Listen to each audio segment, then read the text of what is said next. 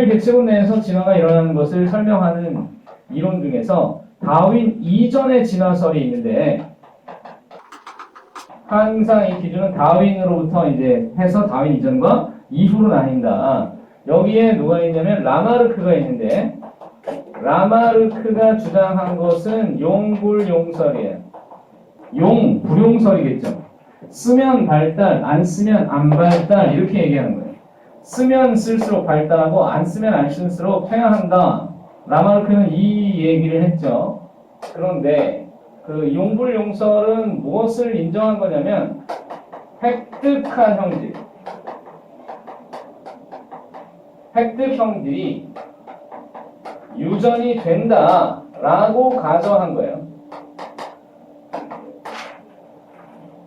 여러분 이제 한번 이 부분을 생각해봐.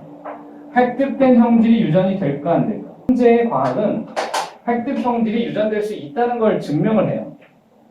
그래서 몇 년 전과 지금이 좀 다르다고 보면 되는데, 획득된 형질은 현재 관점으로 볼 때는 유전이 됩니다.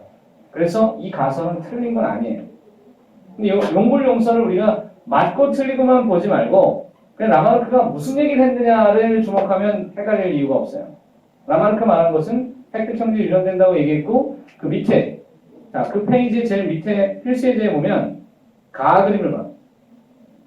가 그림은 지금 뭘 말하고 있냐면 기린의 목이 점점 길어지고 있다고 설명하는 거예요. 그치? 기린의 목은 길어졌다고 보는 것이 타당할까? 아니면 태어날 때부터 그냥 원래 길게 태어난 것일까라고 할 때 가 그림이 맞아요. 가 그림이 라마르크의 이야기가 맞다 이거지. 나는 다윈의 이야기고 가가 라마르크인데, 두 번째는 진화설의 두 번째 바로 다윈의 진화설인데, 이 정도는 여러분이 읊어낼 수 있게 만들어. 다윈의 진화설이 뭔지를 알아야 그래도 진화 배웠다고 할 수 있는 거잖아. 다윈의 진화설을 크게 5단계로 설명을 한다. 첫 번째는 과잉 생산. 좀 많이 낳고 그러다가 이게 나타난다는 거야. 변이가. 개체 변이가 나타난다. 개체 변이가 나타나서 다양한 형질을 가진 생명체가 등장하고, 그러다가 경쟁을 하고. 경쟁은 다윈이 생각해낸, 어떻게 보면 다윈이 생각한 건 아니고 다른 사람의 이야기에서 이제 따온 핵심 개념 중에 하나가 돼요. 진화설의 핵심 개념. 그리고 나서 뭐가 된다고 했냐면 자연선택, 그리고 적자생존. 자연선택이 이제 적자생존으로 나타나는 거니까 적자생존을 굳이 강조하지 않아도 되겠고, 그러고 나서 종분화가 나타난다.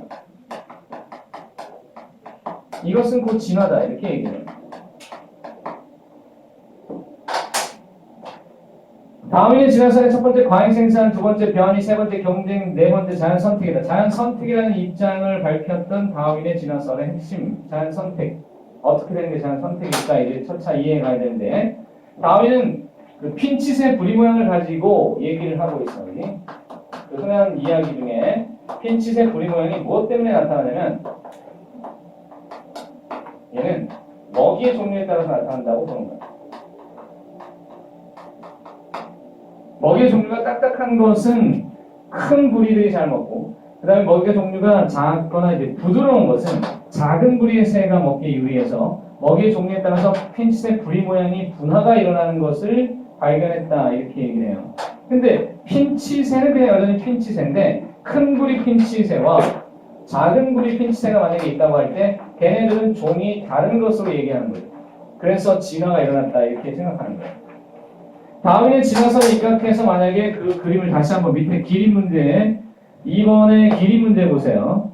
나에서 보니까 기린의 목이 짧은 애가, 짧은 기린의 목이 나뭇가지 있는, 그 높은 나무에 있는 먹이를 제대로 먹지 못해서 도태되고, 살아남는 애들은 목이 긴 기린이었다. 뭐 이렇게 된 거잖아요. 이것을 우리가 다윈의 진화설로 설명할 수 있어요. 그럼 그 문제를 마저 풀어보면 필수예제 2번에서 가의 가설에서 개체가 획득한 형질은 자손에게 유전된다고 가설에서 그렇게 얘기한 거야. 나는 다윈의 가설로 설명한 것이 맞고, 나의 가설에서 환경에 적합한 형질을 가진 개체, 그것을 적자라고 부르죠. 적자. 그것이 생존에 유리하다. 적자가 생존한다. 그 말이야. 자, 그러고 나서 이제 현대 진화설로 넘어오면 세 번째. 현대의 진화설은 일종의 짬뽕설이다. 이거는 그러니까 종합적으로다가 다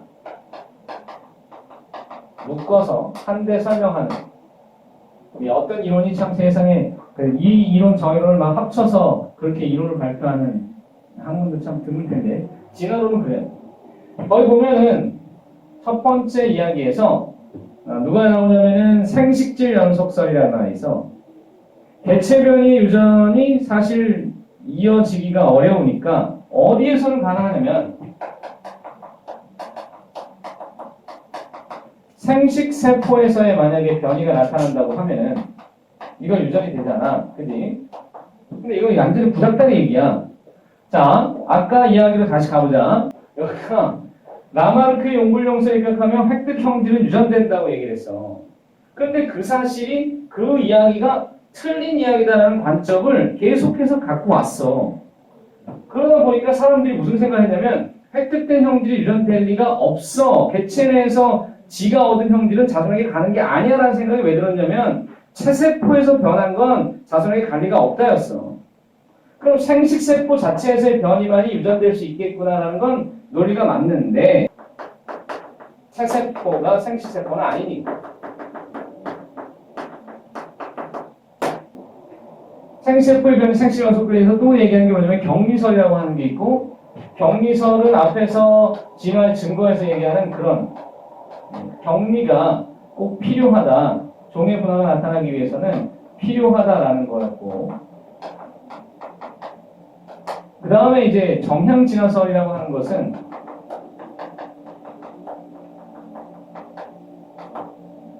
내적인 힘이라고 얘기해. 내적인 힘. 그래서 일정한 방향성을 갖는다. 이게 참 모호한 말이죠. 내적인 힘의 이야기가 도대체 뭘 말하는지 우리는 알 수가 없어요. 그냥 내적인 힘이라는 게 있다. 그럼 모른다는 얘기죠. 그냥 그런 게 있다 이런 식으로 얘기하는 거예요. 드브리스의 돌연변이설이 있는데 자, 이 드브리스의 돌연변이도 새로운 형질을 갖는 사실상 유일한 방법인데 새로운 형질을 갖는 유일한 방법인데 돌연변이가 일어나기 위한 조건이 필요해요. 왜냐하면 돌연변이는 언제나 열성으로 작용하는 경우가 많다. 뭐 언제는 아니겠지만 그런 경우가 대부분이다. 돌연변이가 일어나서 개체가 좋아지는 경우를 봤냐고.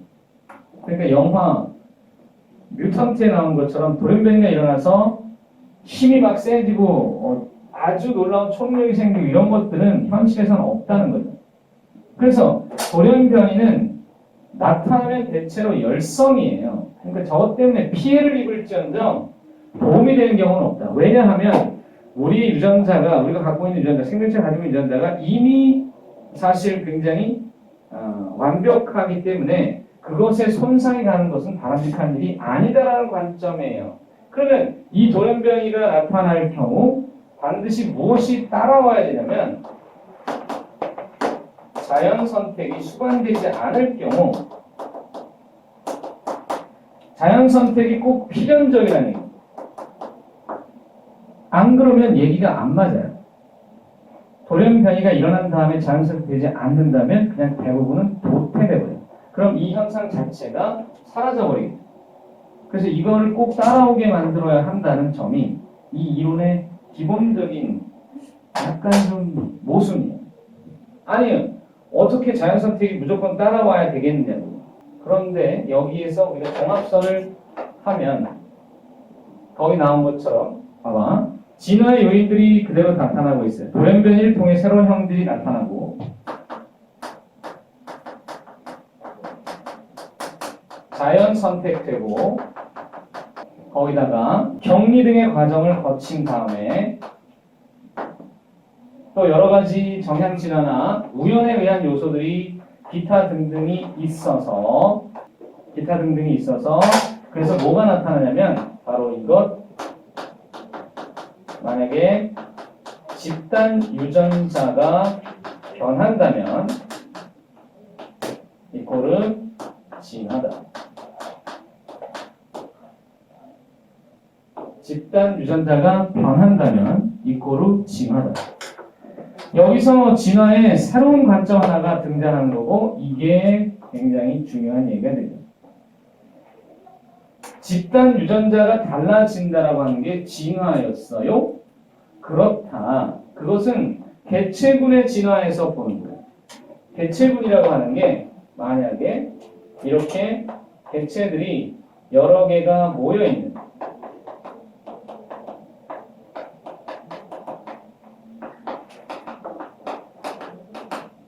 이러한 개체들의 집단이 있다고 할 때 얘네들 전부 다 A와 A를 가지고 있죠. 근데 이 집단 내에서 유전자가 변한다는 건 그러면 뭐 이것이 바뀌는 거지. 이렇게 바뀌거나 또는 얘가 이렇게 바뀌거나 하면 지금 여기 소문자 A가 하나가 있었는데 그것마저 대문자로 바뀌면 전체 집단에서 소문자 A를 가진 열성 순종의 개체가 사라져버리는 일이 발생하잖아. 그때 우리는 집단 유전자가 변했다고 얘기하는데 그 과정을 진화로 본다는 거예요. 일부러 어려운 얘기만 하는 것 같은 느낌이 조금 있지만 여기 앞에 있는 이런 것들이 진화 요인들이야. 그거에 의해서 집단 유전자가 변한다가 곧 진화다. 어쨌든 집단 유전자가 변하면 진화라는 이야기에서 그럼 우리는 이 이야기가 얘가 도대체 뭔지를 이제 또 따져야 돼.